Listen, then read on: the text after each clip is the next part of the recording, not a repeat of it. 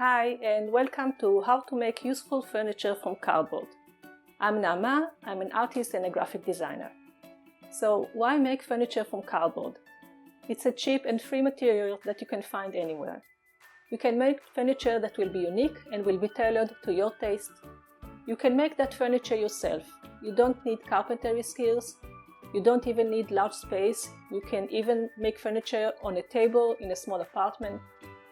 In this course, you will learn how to build sturdy furniture from cardboard that can carry weight and last for a long time, how to make rounded parts, how to make drawers and boxes for storage, how to get a clean finish for the product, a simple way to get wood effect with paint, and more tips and tricks to make your work easier.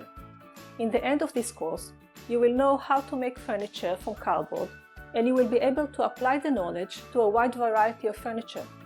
This course is great for people who love arts and crafts and want to learn a new skill and to make unique pieces. It is also great for people who are on a tight budget or are ecological minded and want to make crafts using found materials instead of buying ready-made and expensive furniture. So welcome and have fun making new and useful things out of plain cardboard.